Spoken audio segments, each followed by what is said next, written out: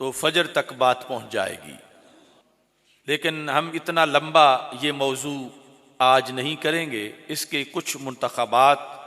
और दीगर दलाइल जो हैं उनको बयान करते हुए जल्द ही अपनी गुफ्तगू इंशाअल्लाह ख़त्म करेंगे, चूँकि सुबह असबाक का भी मसला है। इमाम इब्न ज़िंजवै जो हैं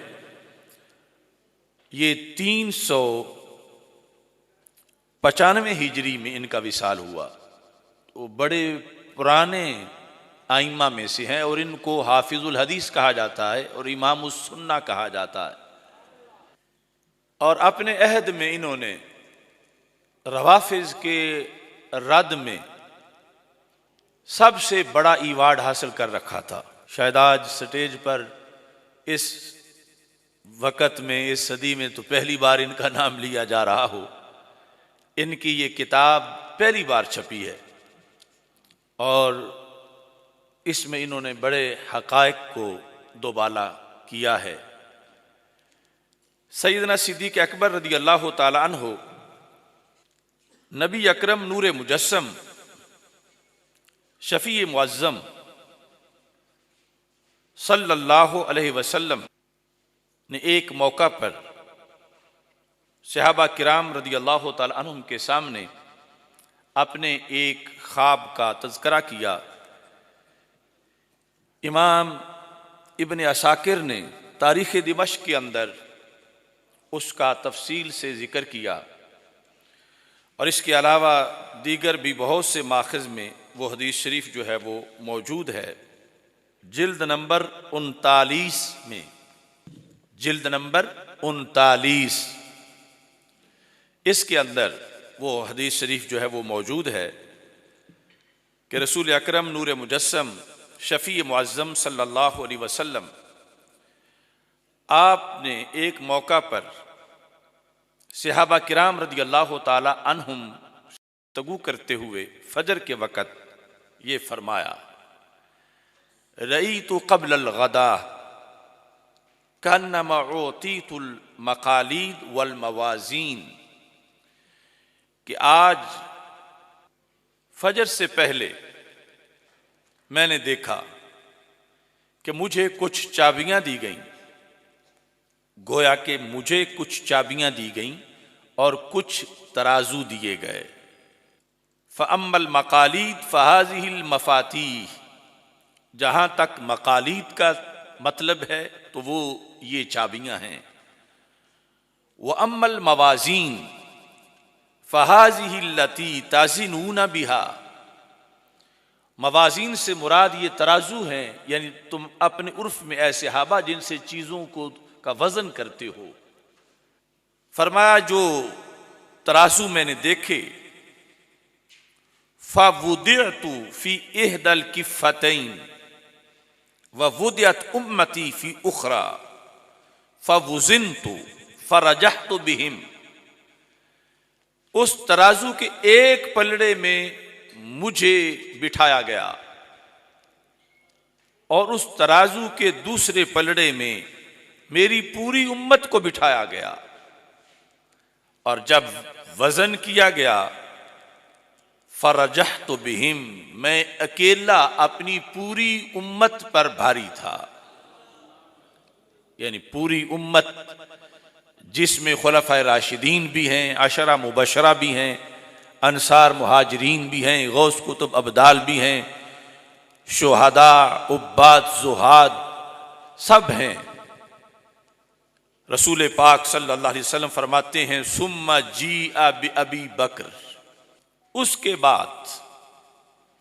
सैयदना सिद्दीक़ अकबर रज़ी अल्लाह ताला अन्हु को लाया गया, उनको एक पलड़े में बिठाया गया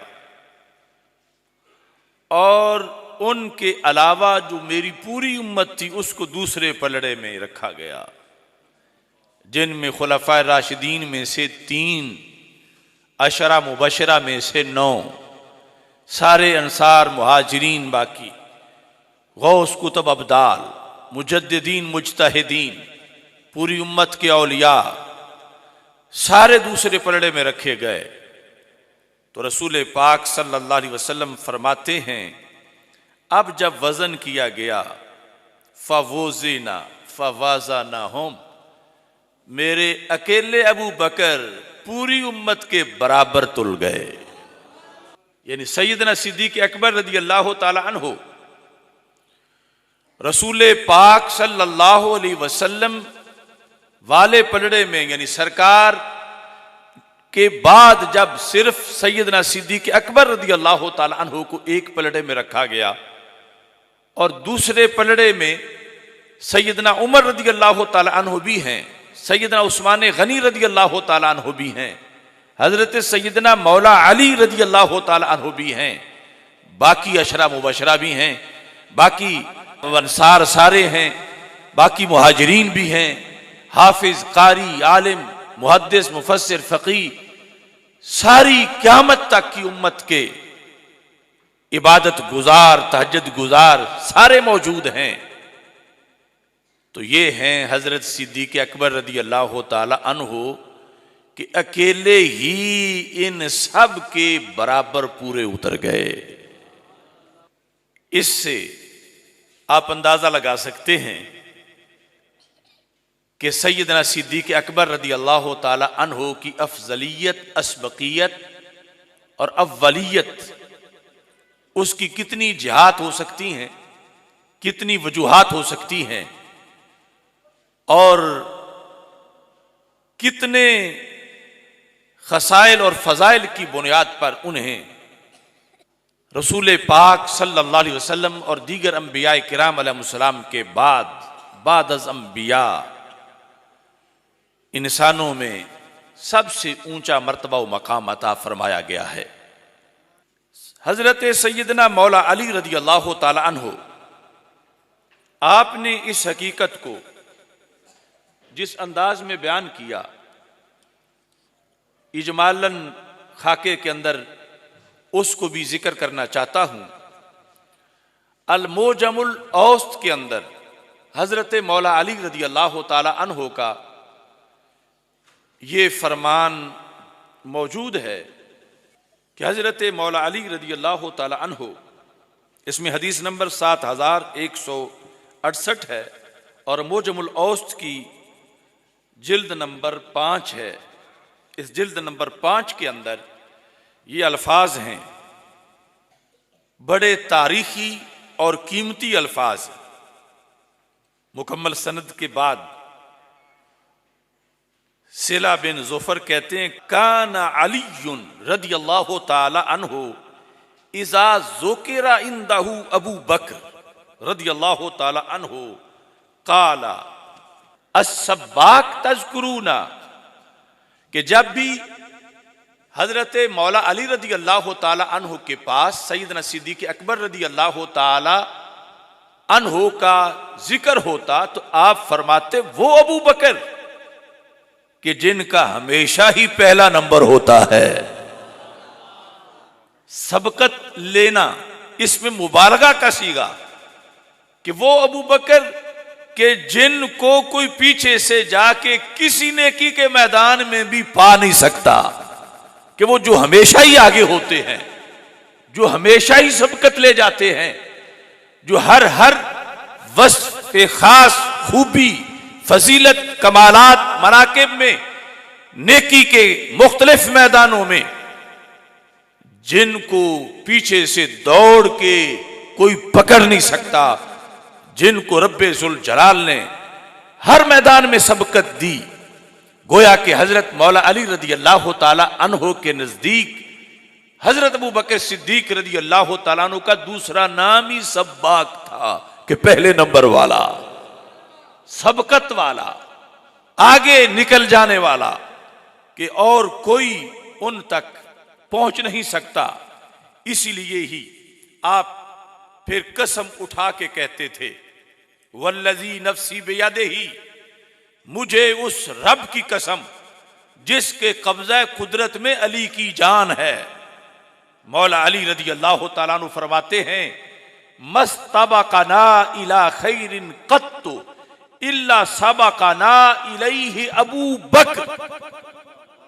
किसी भी नेकी के मैदान में जब भी मुकाबला का वक्त आया तो पहला नंबर सिद्दीक अकबर का ही था। मौजम औस के अंदर हजरत अली रदियल्लाहु ताला अन्हु की ये गवाही इन लफ्जों में, और मस्तबकाना इला खैरिन नकरा तहतन नफी है, कोई खैर, कोई नेकी, कोई अच्छाई, कोई फजीलत, किसी लिहाज से भी कोई कारे सवाब, और जब भी उसका मौका आया है तो इल्ला सबकाना इलैहि अबू बकर, उसकी तरफ सबकत जिस जात ने की है, पहले सबसे बढ़कर जिसने वो काम किया है, वो जात मौला अली रदियल्लाहु ताला अन्हु के नजदीक सिद्दीक अकबर की जाते गिरामी है। तो आज मौला अली से तो उनकी जाते गिरामी की तरफ तो रजू करो, जिनके पहले नंबर के लिहाज से आज कुछ आवाजें बुलंद की जा रही हैं असलाफ का अकीदा छोड़कर, खुद उस मौला अली से तो पूछो कि पहला नंबर किसका है। तो हजरत मौला अली रदियल्लाहु ताला अन्हु ने वाशगाफ अल्फाज में कसम उठाकर पहला नंबर भी बताया और कहा, अगर अबू बकर सिद्दीक रदियल्लाहु ताला अन्हु का तज़किरा नाम लिए बगैर करना हो तो कह दिया करो वो जो पहले नंबर वाला है, वो जिसे रब ने हमेशा सबकत दी है। तो हजरत सैयदना सिद्दीक अकबर और हजरत सैयदना मौला अली रदियल्लाहु ताला अन्हु दोनों का नारा लगाते हुए मैं यूं कहता हूं, नाराए हैदरी, नाराए हैदरी है यही कुरान के अंदर।